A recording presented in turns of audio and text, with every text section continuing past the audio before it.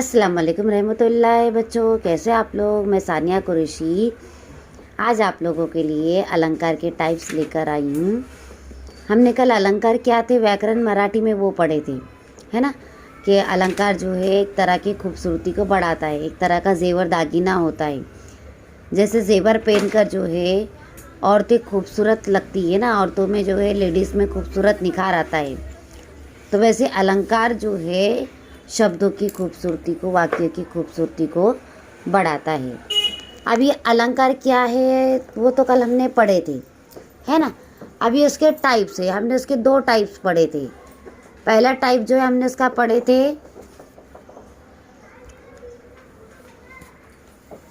शब्द अलंकार, शब्दांच्या विशिष्ट रचनेमुळे। जब शब्द की रचना करते हम लोग, शुरुआत करते, फाउंडेशन डालते खास, वाक्याला सौंदर्य प्राप्त होते। शब्द बनाते हो तो वाक्य को सौंदर्य प्राप्त होते हैं। बड़ा चढ़ाकर हम लोग बोलते हैं, है ना, वो बहुत खूबसूरत था, अरे उसने रेड कलर का ड्रेस पहनी तो बहुत अच्छी लग रही थी, है ना, उसने ब्राउन कलर का बाल को कलर की थी। तो ये क्या हो रहा है, ये सारी जो बातें हैं उसकी जो है खूबसूरती को बढ़ा रही है। त्याला शब्द अलंकार असे म्हणतात। शब्द अलंकारानुसार मराठीत व्याकरणात अलंकाराचे प्रकार।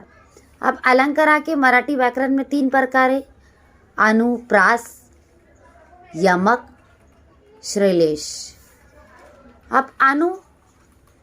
अब दूसरा है, अब इसकी जो है ये 3 टाइप्स हम लोग बाद में पढ़ते हैं। अब ये मैं पढ़ा रही हूँ अर्थालंकार, यानी मीनिंग, शब्दाचा वैशिष्ट अर्थामुळे। जब शब्द बोलते हो तो उसमें कुछ खास मतलब होता है ना, मीनिंग होते हैं। जैसे कि झाड़, इसका इंग्लिश में मीनिंग होता है ट्री। पुस्तक, इसका मीनिंग होता है इंग्लिश में बुक। हाथी, एलिफेंट, है ना। तो ये क्या है, शब्द के मीनिंग होते अर्थामुळे। वाक्याला सौंदर्य प्राप्त होते, यानी शब्द के मीनिंग के वजह से ही वाक्य की जो है खूबसूरती बढ़ती है। त्याला अर्थ अलंकार असे म्हणतात।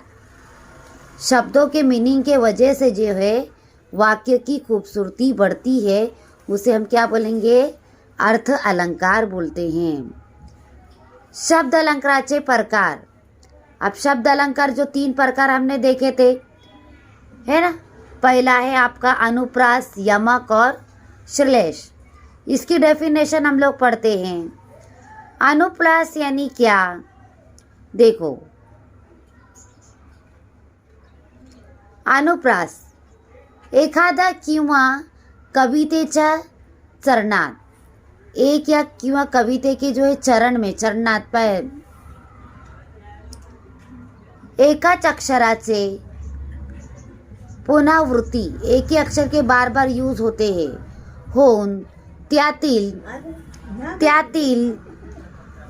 नादामुळे जेव्हा त्याला सौंदर्य प्राप्त होते, यानी उसके नाद के वजह से, जैसे धीरे धीरे, है ना, नीले नीले, तो क्या होता है, ये वाक्य की खूबसूरती को क्या करते हैं, ये बढ़ाते हैं।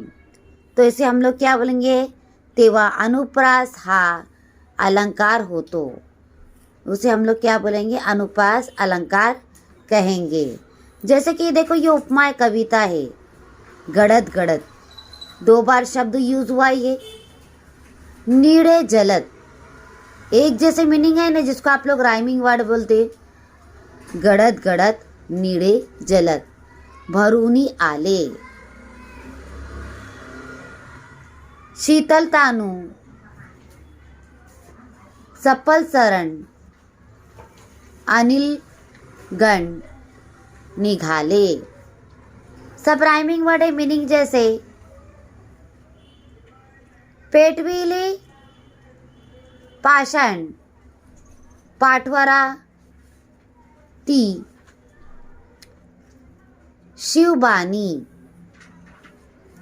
गड्यामध्ये गरिबांचा गाजे संताची वाणी।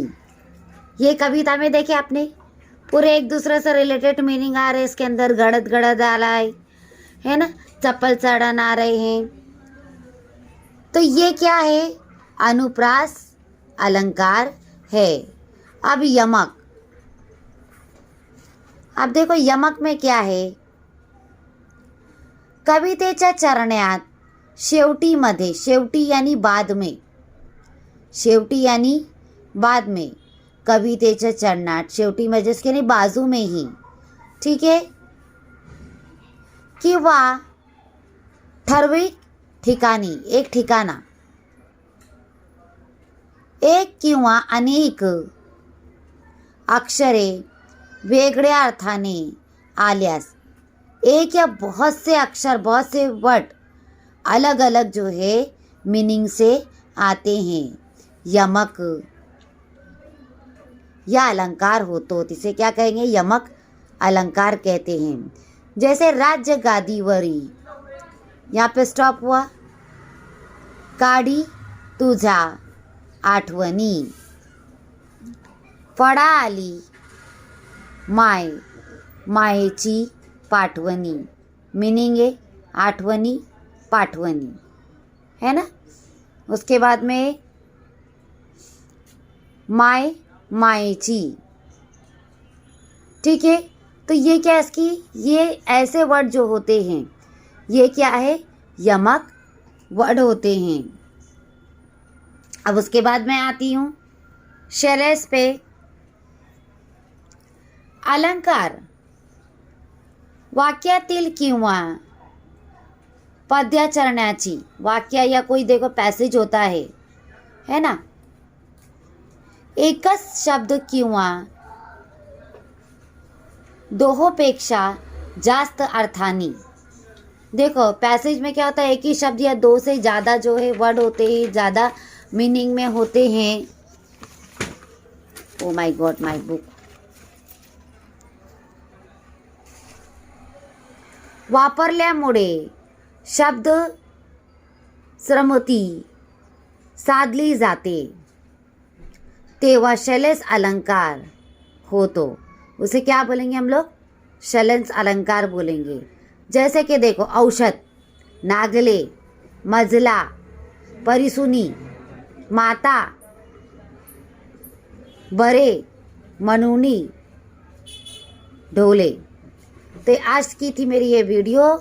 आपको अगर अच्छी लगी तो उसको लाइक कीजिए, सब्सक्राइब कीजिए, शेयर कीजिए, और इसके जो आगे के टाइप्स इंशाल्लाह हम लोग कल पढ़ते हैं।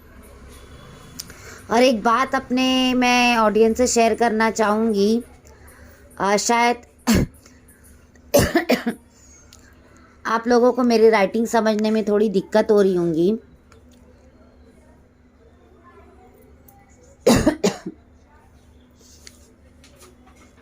एक्चुअली ऐसा मैं अच्छी सुंदर अक्षरों में लिखने की कोशिश तो कर रही हूँ मैं, और आप लोग सोच रहे होंगे कि मिस की राइटिंग कैसी है करके। होता है, सच्चाई जो है छुपाना नहीं चाहिए, है ना, और सच्चाई को स्वीकार भी करना चाहिए। ये भी बड़े गर्व की बात है जो इंसान अपनी सच्चाई को स्वीकार करता है।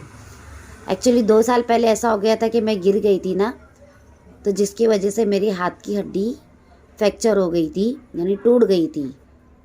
तो उसको जो है ऑपरेशन किया गया है मेरे हाथ का।